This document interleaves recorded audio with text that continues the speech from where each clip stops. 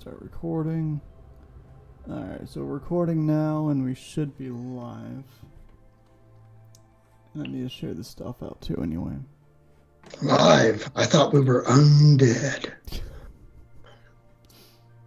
Open me brain.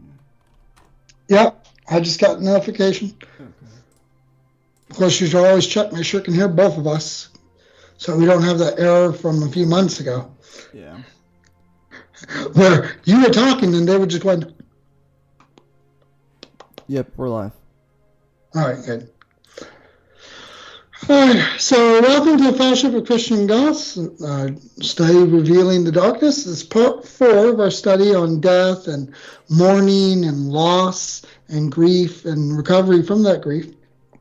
And, our first section, part 1 was me talking about the Jewish and Orthodox Christian and Catholic ways of doing those things. And then due to a sound error, Josh had no commentary that I could hear.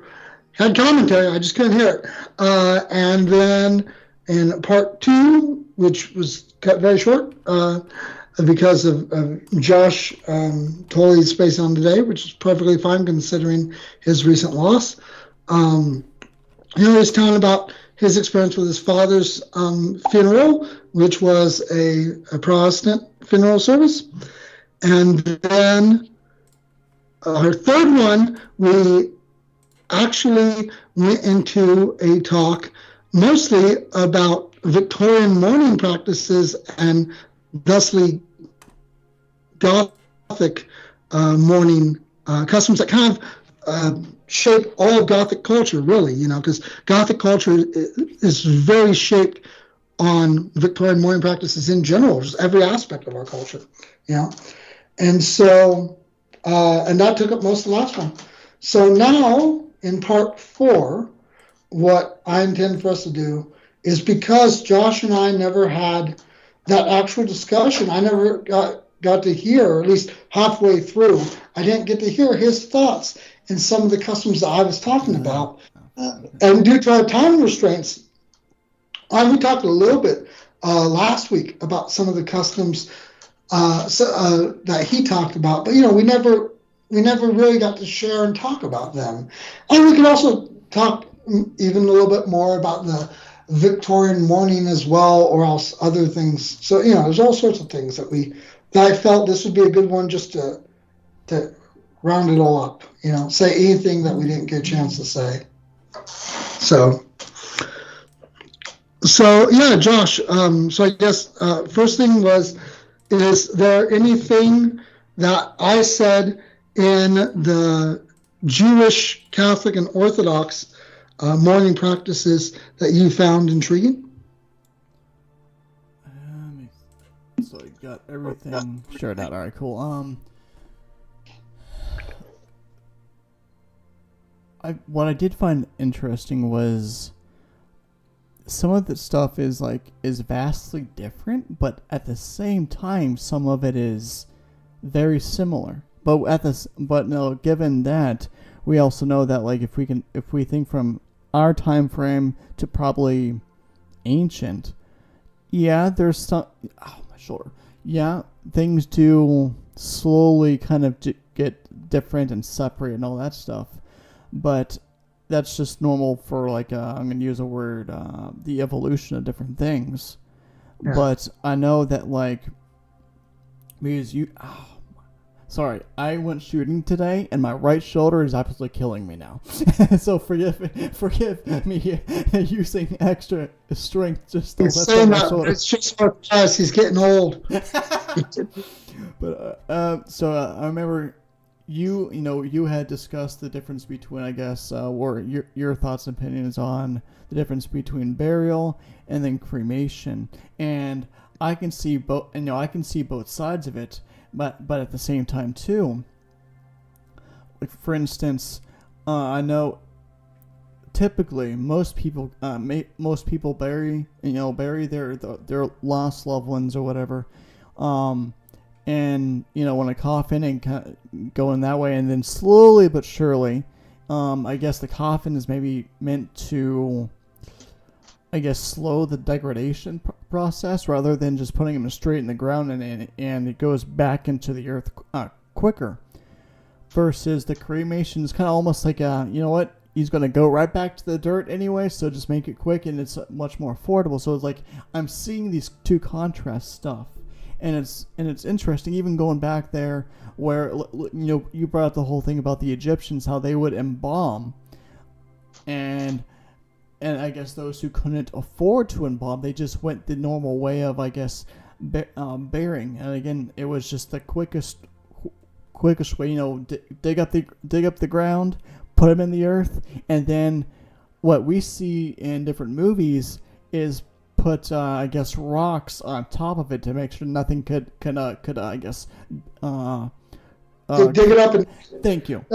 That's what I did to my cat. I want to kind of say I was talking to, I think it was Amber.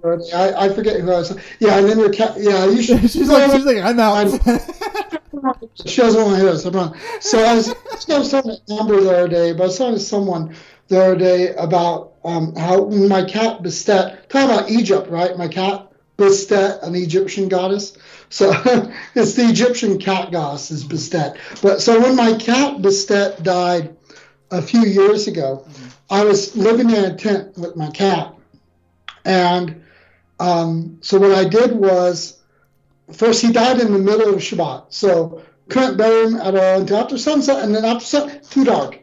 And so I wrapped him up in a blanket. The next day, so in the middle of Sunday, well, really Sunday morning, I took out my shovel, which the only shovel I had at the time was my latrine shovel, so a little shovel, right?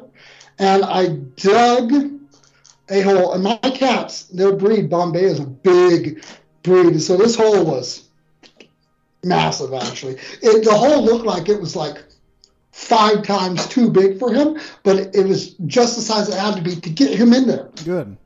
Because what happened was he had gone through rigor mortis, and all of his limbs had gone straight out. Yeah. Like so this. Of course, it's almost like a statue at that point. Yes. So he was as spread out as he could be, and so he was pretty big. It was a massive, massive hole I had to dig. I put him down in there, wrapped in the blanket, and I removed his collar with his name tag long before that, even before rigor mortis came in. And then I covered him up in the dirt. And then there were these massive stones, like massive stones. And I piled a bunch of them over the entire space of that hole. Right? And I piled them several high, and I piled them in a specific shape where it was kind of obvious that was a ceremonial piling. And then 2 years later, pretty recently, last Sukkot, I went to that same spot. And you know what? That pile was still there. Good. In the exact pattern that I laid it. Good. So no one had touched it at all. Mm-hmm. And so, and that pile is right below a tree. And so I took my zit making yarn, and I made a giant zit and made it around the tree trunk. So I marked the tree. And here's the thing. That tree, I'd marked it earlier, the previous time whenever him and I were staying there. I had connected its branches to another tree's branches with the same yarn. 2 years later, that yarn was still there, still with color, connecting the branches. Mm-hmm. So I know that ZZ that I just put around the trunk a year ago is still going to, it's still going to be there. And so, unless the tree is no longer there, right? Yeah. So what you were just talking about putting the stones on there to keep animals from digging up and eating the corpse. Now, of course, things under the ground like bugs, they're still going to eat the corpse. But, but also we're in Arizona. That right there is part of the normal degradation process. But also, but it's not going to be as normal as if I buried him in New York, he'd be gone now. Even his bones there's a 90% chance even his bones would probably be gone. If I buried him in like Louisiana or Mississippi or Georgia or New York or New Jersey, right? Mm-hmm. But here's the thing. We're in Arizona. So you know about how in Mexico and in Egypt, how there are natural mummies too, people who were just buried in the dirt, but it was so dry that, and it was sand, and so they were mummified, naturally mummified. I didn't know that was possible. Yes, it's possible. Okay, in most of the world, that's not desert, where there's a lot of rain and moisture. Within a matter of months, really even weeks, all the skin's going to be gone. And within a matter of years, even all the bones will probably be eaten away from just the moisture and the dirt and all that. Yeah. And that would be my first thought. Yeah. That yes. Quickly. But in dry places like Egypt or in Arizona or in parts of Mexico, if there are people who will be digging into the yard and they'll come across a naturally mummified corpse of someone that's hundreds and hundreds and hundreds of years old, and like even their clothing will be preserved in their hair, you know. Interesting. It's just instead of being that like an Egyptian one, it'll be yeah, because the skin will stretch out as it mummifies, so it'll be. Yeah, it's quite hard. Yeah, you have a computer on you. If it will allow, without messing up this recording, just Google and type up, Mexican mummies or Mexican catacombs, and they'll come right up. Right? And you'll see it. And so that happens here in Arizona. So if I dug up Bastet right now, what we would find is we'd probably find most of the blanket.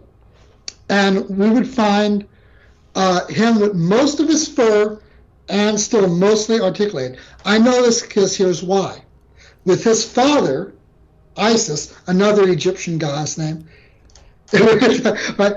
We're talking mummification and cats, and my cats have Egyptian goddess names. But with Isis, what I chose to do, at the time I had a house, and what I did was, my house, like me, pre-manufactured homes, is off the ground, but has fencing underneath it. That it's closed area. Yeah. Okay. So what I did was I took Isis, and I removed some of the boards from underneath the house, and I put them outside in this crawl space underneath the house, but above ground, and then I put the boards back in place. Okay. And I checked on him every day for 2.5 years. Wow. So I can tell you you're kind of tracking the progress. Yes. And so I can tell you exactly that. So I can tell you that the first few days he was fine.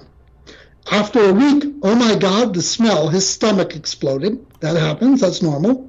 Right? His stomach, fills with gas, right? Yep. And that's fine, that happens, right? After that, though, it was fine. He still had his fur. He was still articulated, still even had his eyes, okay? 6 months later, still had all that stuff.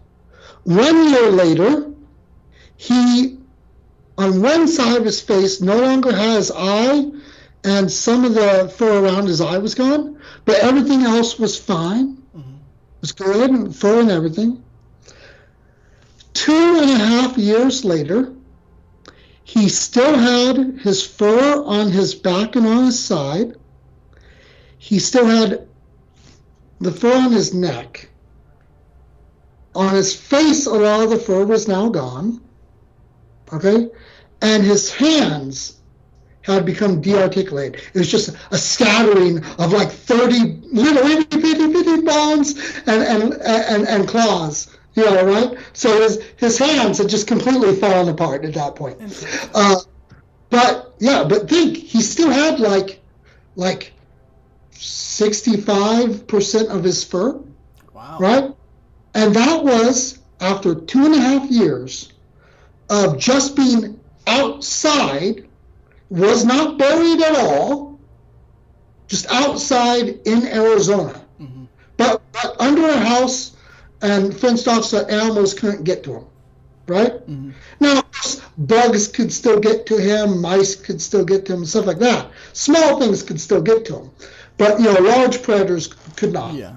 So that tells you that yes, where we live in Arizona, things mummified naturally. So my cat, Bastet, as opposed to Isis, who we were just talking about, Bastet, he is buried. But I promise you, if I went to dig him up, he's wrapped in a blanket, buried in Arizona. Oh, I'm sure he's mostly still there.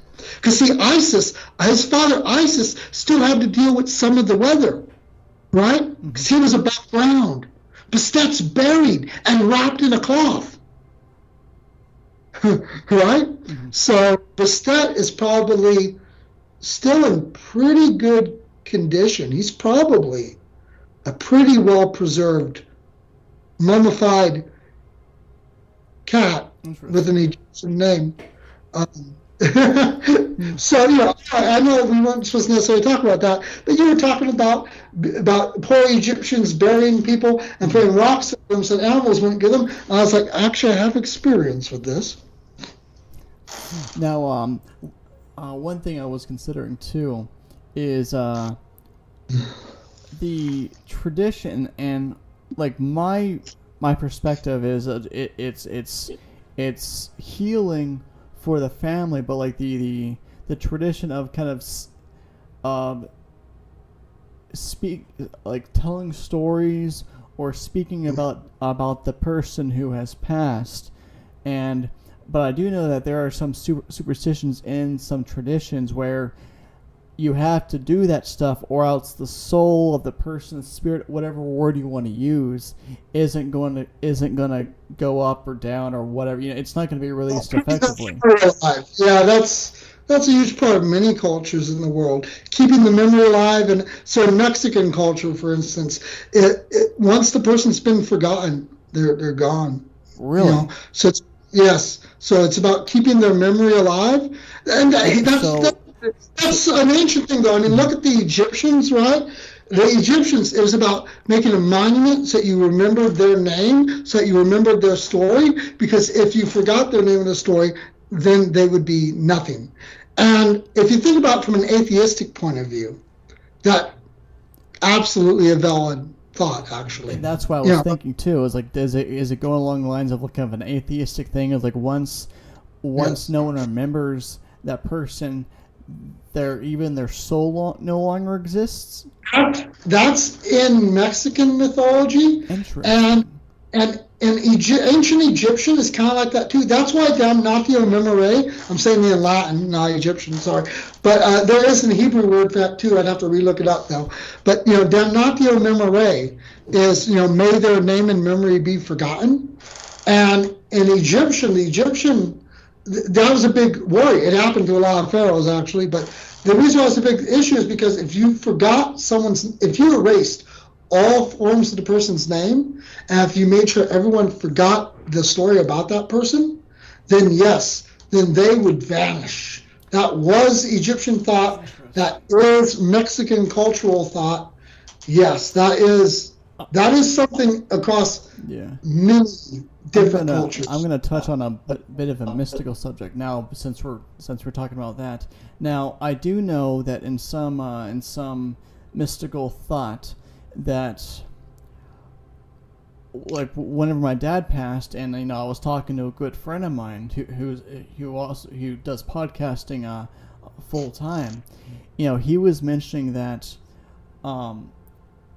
whenever that person's name is spoken, or they're talked about or whatever, some mystical thoughts say that their vibration or their spirit can be felt. So it's almost like, okay, we know who this person is if we actually start speaking of them. Not their soul, whatever that return to guide, but maybe part of them, of their vibration, because we know that all of creation is just vibrating.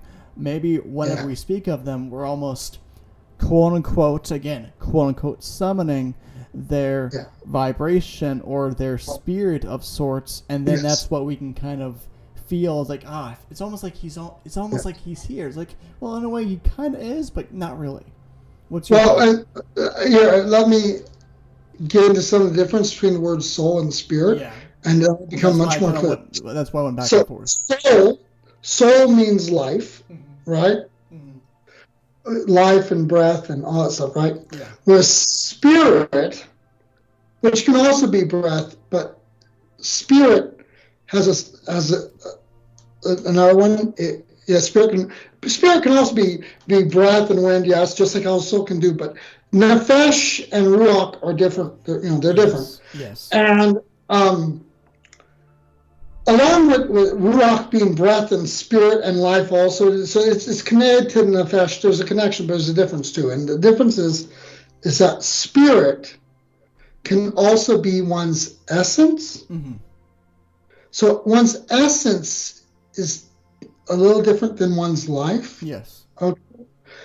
And spirit essence, it can also be talking about that very little deep core that it's not the substance, it's that essence. It's like a breath. Again, going to ruach, right? Yeah. Breath it's not a physical object. You can't grasp it. Yes. Right? Yes. But it's this essence. There's something there, but it's not solid. It's almost like whenever that person is still on Earth in their body, and because again the body is just nothing more than a vehicle, but whenever they come in and you feel their presence, it's almost like that. Like you can feel their presence even though they're not physically here anymore. That's and to take it back to ancient Egyptian, right? So in ancient Egyptian, you had the body, and you had the ba and the ka. Okay. And the ba and the ka were two different types of spirit. So one was a soul, and the other one was a spirit. Okay.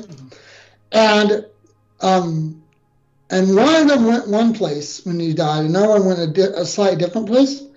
And at the resurrection of the dead, at the end, because the Egyptians had that too.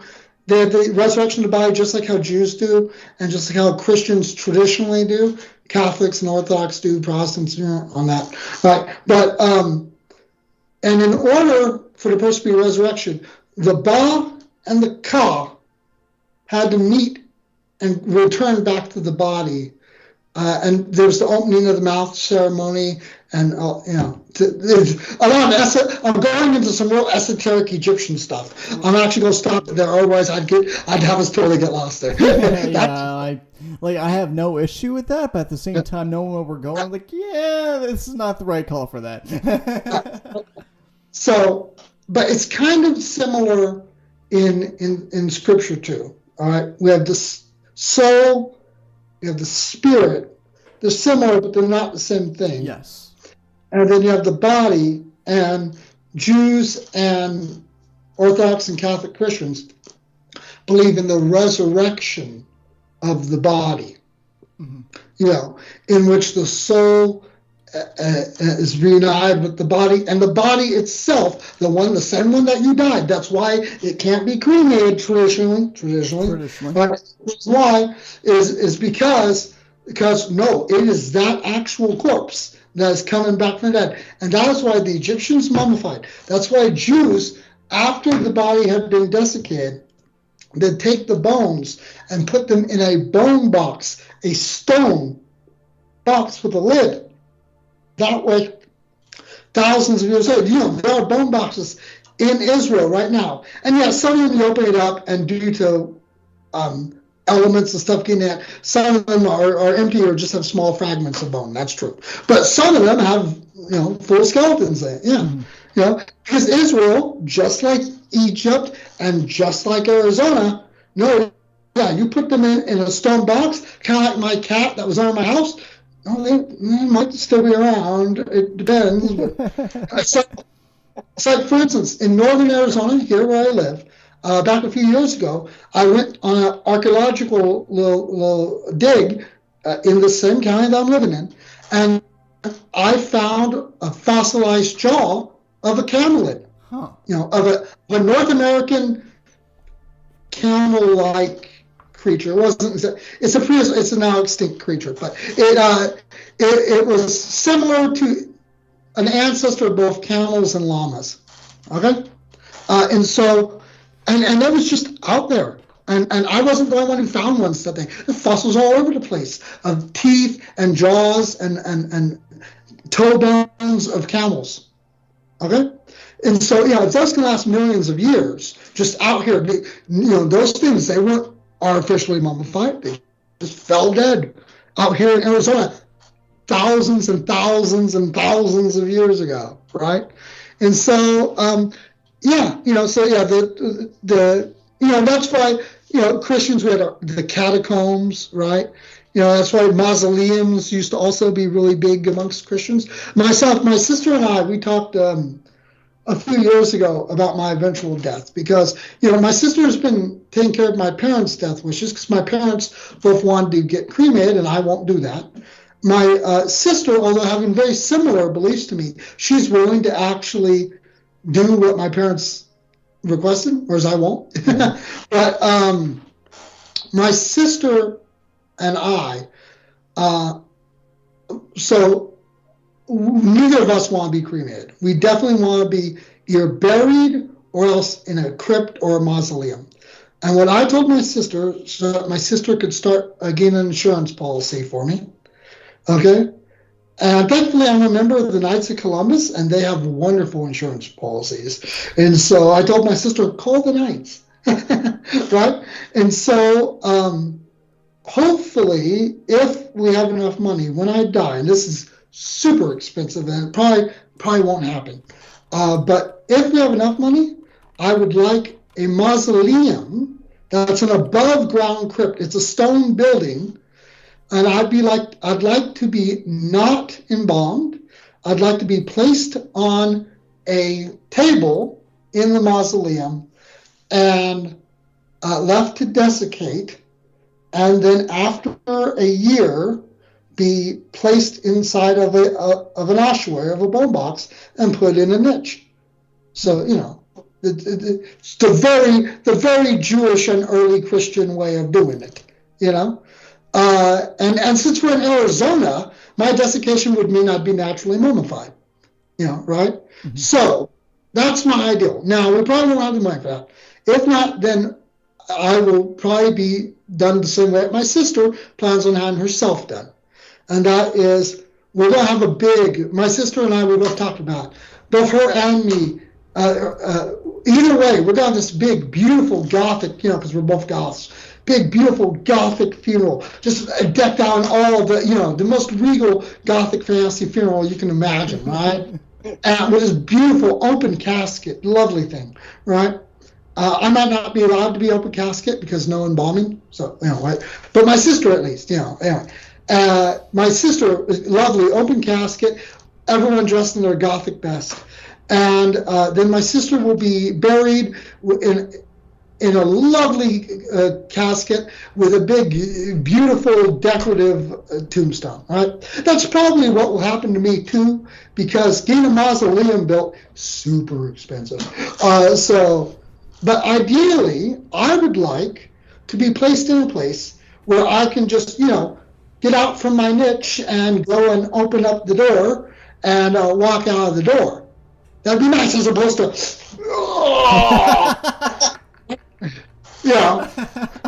as opposed to busting out of the vault and digging myself up out of the ground.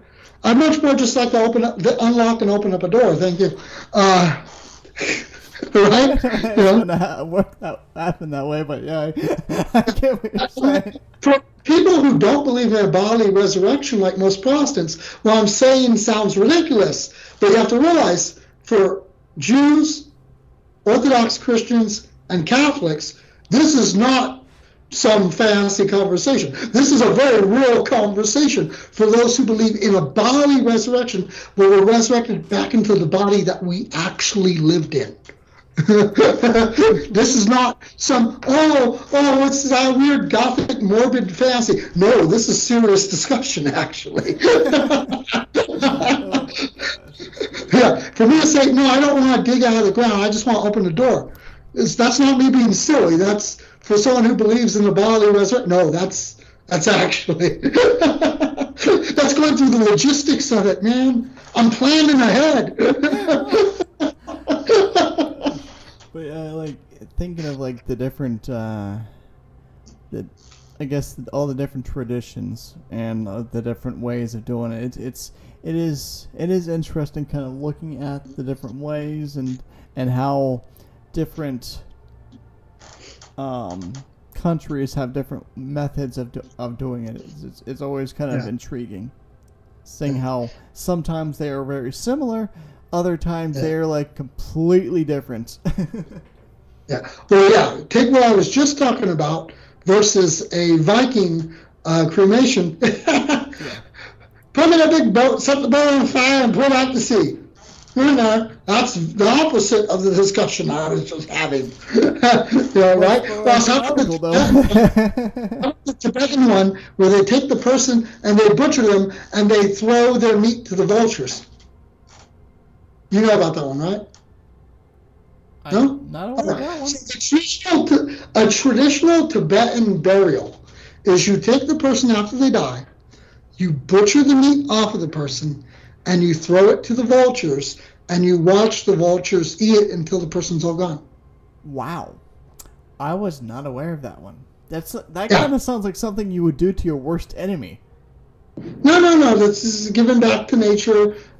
All that the person was. I can see that perspective. It's just interesting, huh? Yeah. And they consider that like an honorable thing to do for their. The most honorable. It's very traditional. Wow. How about this one? There are I believe it's in a part of the Philippines or somewhere out in not necessarily the Philippines itself, but Indonesia. In part of it, I meant to say Indonesia.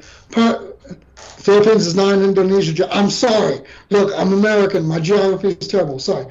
Somewhere, I think, in Indonesia, there is a village where their tradition is to put the corpse in a chair and continue to feed the corpse and treat it like as if it's a living person all the way until the corpse falls apart.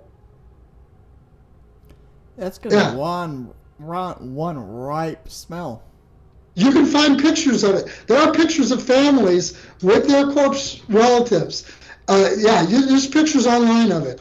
It's a thing. Yes. Then again, yes. Of all the different countries and different ways of doing stuff, I'm not surprised.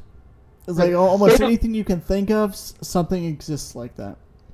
So one difference that I've always noticed between Protestant and Catholic funerals is this. I wanted to mention this before. I wanted to mention this when you were talking about your dad's one, but not enough time, and it's way more important for you to tell a story about your dad, because that's the whole reason we started this thing. Yeah.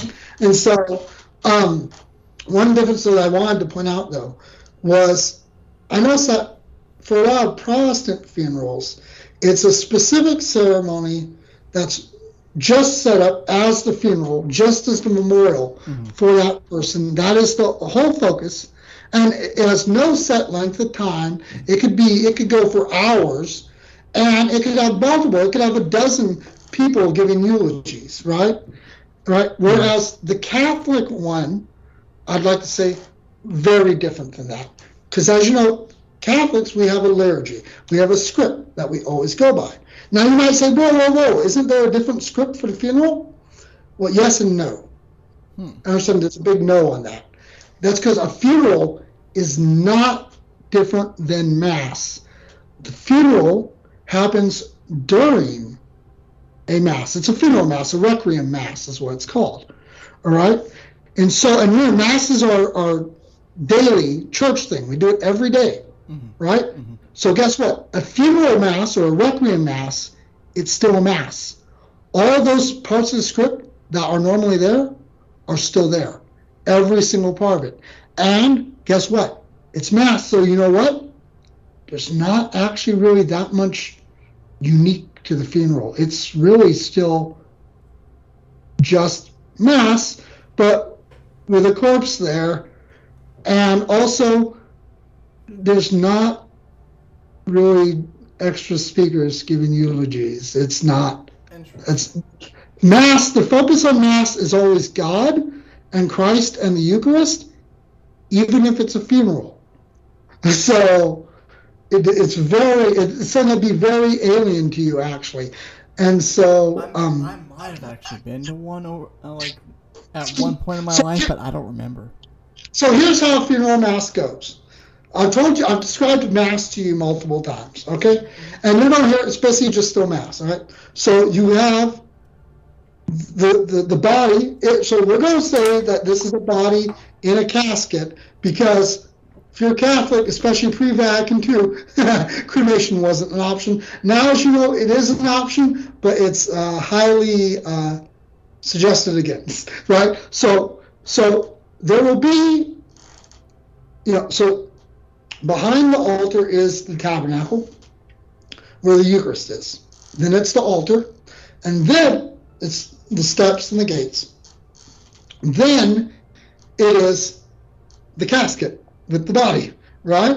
If it's an open casket one, it might be open during this thing too. You can even see the corpse, right? So that's there. So when you enter in, you sit in your normal pews that you'd normally sit, and then the bell rings for Mass to start.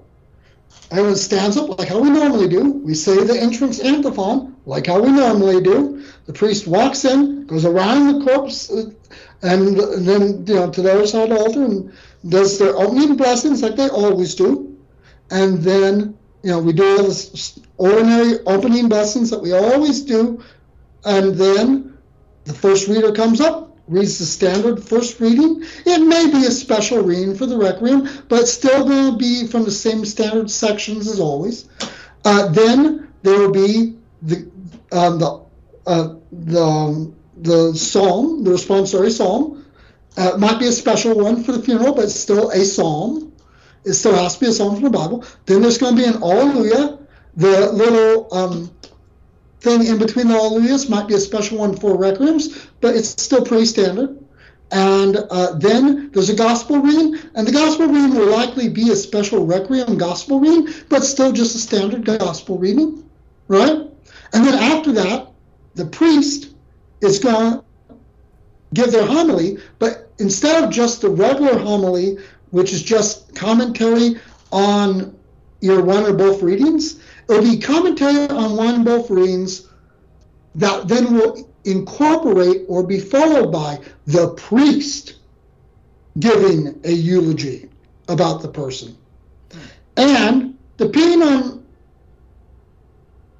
how the priest feels about it, he might be the only one giving the eulogy. Or he may allow one, or at most, two people, friends or relatives, to give the eulogy. It's going to be either just the priest, no friends, no relatives giving the eulogy, or it's going to be the priest and maybe the widow, or else maybe the priest and maybe the widow and a son, but that's it. No other friends or relatives. We don't have time for that because the homily can only be a maximum of 14 minutes long. So even if 3 people speak, it's not going to be 14 minutes each. It's going to be 14 minutes total. Period. End of story. That's all they're getting. Then after that, if there were other people who spoke, they're going to step down. Then we're going to go around to the Eucharist like we always do. We're going to do that like always. We're going to do the closing prayer like always. And there you go. You're done with that. Goodbye. That is a funeral. Well, then as people leave, there might be as the priest leaves, there might be an exit song as well, a recension song. But that's it. That's recessional song. Everyone leaving. But that's it.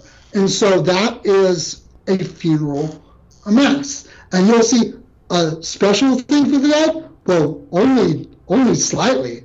All right. Now you might say this. A lot of Catholics these days are very secular, are very influenced by Protestant stuff, right? Mm-hmm. And so they might say, well, wait a minute, so-and-so and so-and-so in the family, they would like to give eulogies too, right? Well, here's the priest's response to that. And that is this. That's why there is a funeral, funeral reception.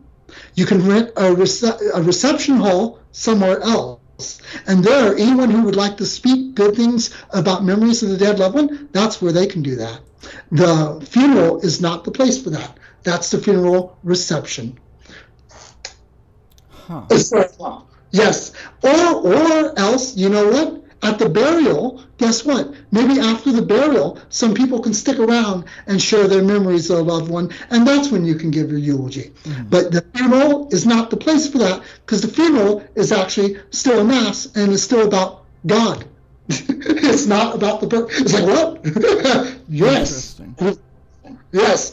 And it's the same way with weddings. A lot of modern-day Catholics who are very influenced by Protestant weddings have a serious issue with Catholic weddings, because here's the issue. A Catholic wedding is also not a special ceremony. Catholic weddings are matrimonial masses, which means, you know, all that stuff that I just said about a part of the normal mass, that's a Catholic wedding too. What? Except for during the homily, where the priest would normally give commentary on the scripture, they were going to give commentary, and then they're also going to have the couple say, I do, and exchange the rings, and that's it. That's all you got. Now you might say, but wait a minute, how about all the people who want to say, I knew Billy and Madison for so long, and their love blossomed and blah, blah. No, that's not the place. That's not the place.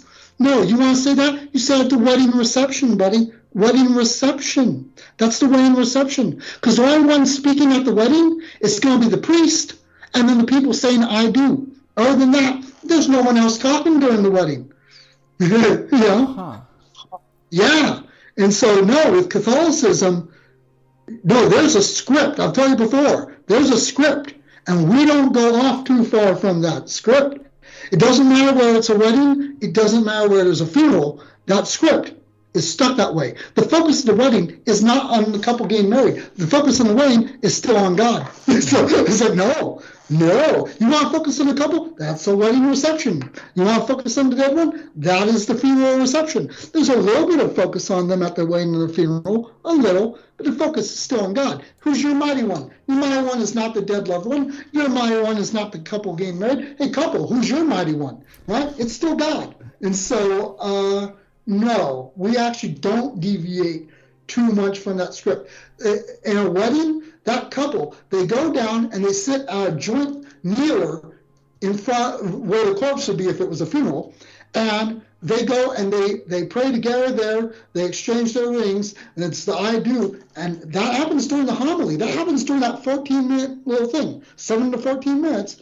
And yeah, the only one who's speaking during that one on a wedding, that's going to be the priest. So, no. Well, what the mom and the dad or the brothers or the sisters, if they want to talk about the happy couple, that's the reception, buddy. That's the reception. Well, yeah. Then again, like in the weddings that I'm used to, yeah, it's, you know, it is just like, you know, the saying, you know, the saying this stuff, whatever the I do's, you know, like any kind of anything that the bride and groom decide, you know, that the pastor or whoever speaks on, and then the reception is where, you know, the toasts and all can do. So in a way it's not, you know, that right there is not very different, but the funeral on the other hand. Well, you have a reception later, either at the gravesite or else at the house of the family, and that's where you memorialize, you know, eulogize, you know, the dead loved one. That's where you do it. Yeah. And so so you see, so that I think the fact that we have a liturgy that we stick to, whereas Protestants don't, you know, they change it up more. I think that is a big difference that you're going to see, you know. But it's keeping the focus on where it should be. The focus should be on God. Yeah. You know, and so you know, as I want to focus on that one. Great, do that outside church. Thank you. Bye. Well, I think it's also for instance, like for my dad's thing, we had several people speak, but at the same time, it was the known and trusted people versus the public, or the public, and you know that was there for the service. And like I think in the reception we had afterwards, I think it would have been accepted for other people to speak, but everyone just kind of went there and just got food and just chatted. Yeah. But still, it is interesting.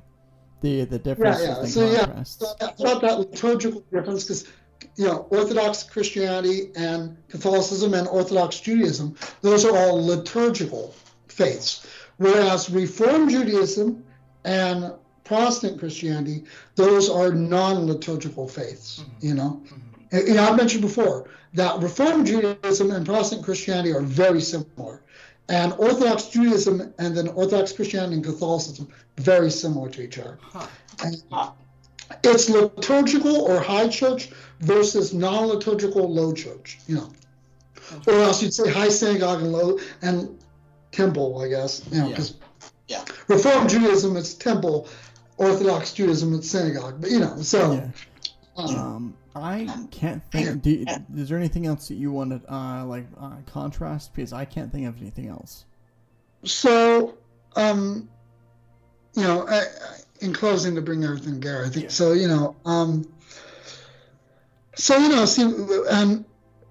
now you, the listeners, you've heard all these different traditions. You've heard Orthodox Jewish, Orthodox Catholic, Orthodox Christian, Orthodox Jewish, Orthodox Christian, Catholic, and Protestant or non-denominational, mainstream, anything Christianity that's not Catholic. You've now heard all those. You've also heard Victorian mourning practices, and even some Egyptian stuff, and Viking and Celtic. We've gone through some of them, and and some Indonesian and so of course these Christian, Jewish, pagan, all of these different practices are different ways to help to memorialize the dead, to remember. That is, memorialize means to remember the dead, and to, in that memory, both continue on their legacy and to help soothe and comfort and heal the living. That's what all these traditions are for. And even an atheist can understand this. Even an atheist likes to be comforted at the fact that their friend's gone, right? Even an atheist likes to remember and have society remember their friend. So whether there is a God, multiple gods, no gods, people create these different traditions and ceremonies and memorials, for those purposes. And they're very comforting. Some of them seem strange to some people, but, even the viewing the corpse or even living with a corpse for like 2 years, like how those Indonesians, right?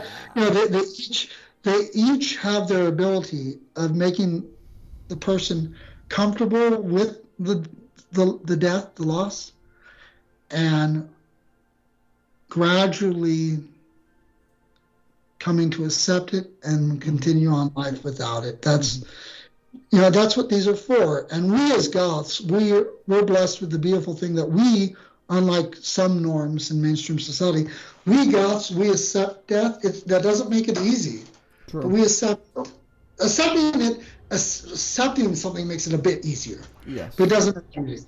And we're more comfortable with expressing the loss, expressing the grief, and wearing it visually, and just living it and remembering it. And also in remembering it, we're also preparing ourselves for future deaths and for our own death. It's memento mori. It's remember that you too shall die. Yeah. Right? Yeah. And my sister and I, because our whole family is Goth, when my father died, even though my sister was a little shocked, I wasn't. At the same time, we handled it super, super well. And that's because for my sister and me, death and mourning and the realization that we all shall die, that's second nature. We do that every second of our lives, my sister and me. And so in the final 2 years of my father's life, every single time that I would talk to my mother, which would be almost every day, I would tell my mother and my sister, well, Dad is in his 80s. we have to be preparing. We have to be ready. I didn't just mean making plans. I meant we have to be emotionally and spiritually ready because he could die anytime. He was in his mid-80s at that point, right? And so I told him for 2 years, almost daily, well, Dad's going to die soon, realize that, accept that, spend time with Dad, go to the park with Dad, do things fun with Dad. I would tell them that. And then he died at age 85. And my sister, shocked, unexpected. My mother, oh, he was so young. Mom, he was 85. Average life expectancy for a man is 80. What are you going with, right? And I told you guys he was going to die. And then, my mother, she later that month had a bad stroke, reduced her mental capacity to 1.5-year-old. So now my sister and I, we talk all the time. Yeah, Mom, who knows how much she might have, 10 years, she might have 2 months, we don't know, right? We are prepared. We are psychologically and emotionally prepared. That doesn't mean that we're not going to be devastated when she dies, but we'll be okay, right? Yeah. And that's a beautiful gift that we as Goths have culturally. We have this gift that, we're prepared, and we're also a little bit more prepared for our own death too, because of that memento mori. Remember, you too shall die. So live each day following God to the best of your ability and loving others, and just be ready for it. Right? That's a very Christian thing. Memento mori. If you look at medieval Christian art, Gothic art from the medieval period, oh my God, memento mori is so huge. If you look at Victorian art, right? Oh my, and that's a huge part of all of it. And so it's a beautiful gift that we as Goths have as our tradition. And I think a worst case scenario for a Goth would be like the case that you just had, Josh, where your father was relatively pretty young. Yeah, he was young. Yeah, yours was like, what, 57 or something? No, he 2 days before his 63rd birthday, I give him the 2 days, but still, that was young because both his parents lived until their late 70s. Yeah. And so it's we were thinking that, we were expecting him to be around for another 20 to 30 years. Yeah. My father was 85. And so I think in your situation where your father died so young and super unexpectedly, yes, that's the greatest shock that you can have. Even us Goths with our culture of mourning and our culture of accepting of death, I think even that would be hard. I think you just went through probably, other than the death of a child, right? Or the death of a young spouse. Other than that, I think the death of your father so early. I mean, I don't know how much Gothic culture would prepare you for that. It's no. So it was where, compared to someone in the 70s or 80s, it's like you're still planning things to do stuff because, according to basing on, the human thought process, we got the cabin stuff. We have a vacation that will be returning to your place next year. We got this. This. Let's plan this too. So it's like we have years of plans ahead of us because no, it's like that's not gonna happen. It's not gonna happen for 20 to 30 years. Bam! It's like all of a sudden, not a hammer, but it could be a hammer. Just swipes you. A sword or an axe. Yeah. And kind of just gets you in the beside the head, and it's like you fall to ground. Like, the hell just happened? What happened? No, my dad's not dead. No, let me get up and wake up more and get my bearings straight. What happened? Your father's away. Father passed away. No, he's not. He's what? Where you at, Dad? So I think something to kind of stress here is the importance of that ancient Christian thought and that very Gothic thought of tempus fugit memento mori. Time flies. Remember that you too shall die, right? Yeah. It's saying it was a medieval Christian mantra, and it's still mantra for many goths, and that is, remember each second of the day that you or anyone that you love, they could trip on a rock and hit their head and die. Yep. Right. Mm-hmm. Now that's not a reason to be fearful and be and live in fear because of losing someone just like that. That's not a reason for that. Yeah, it's not a reason to be paranoid, but it is good word. Thank you. Inspiring of when you have when you have a chance to do the right thing or the wrong thing, try always doing the right thing. When you have a chance to spend time with someone or talk with someone, do it. Yes. When you have time to have reconciliation and healing and forgiveness and apologies, do it. Mm-hmm. That's that is the point with all that.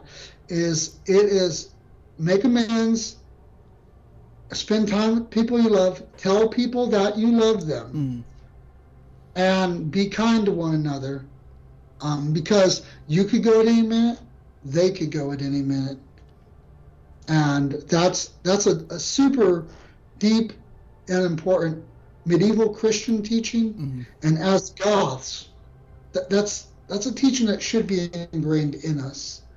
So yeah, I kind of just want to close this on tempus fugit memento mori. Time flies. Remember that you too will die, and try and comfort others while they're alive. Tell them I love you while they're alive. Spend as much time as you can, and then after they die, try and remember them, hold to their memory, and try to heal and know that God loves us and God wants us to heal. And he wants us to remember the people's life, and may their memory be a blessing, and may we be able to celebrate their life, and when we die, may people be able to celebrate our life as righteous ones, as Zedekim, as saints, who when we die, we're going to heaven, right? So. Cool. Yeah. All right. I hope everyone enjoyed the last 4 times. We should be returning to the regular program next week. But if you have any tips or thoughts of what next week should be, let us know. But until then, I hope everyone has a good week. Y'all take care.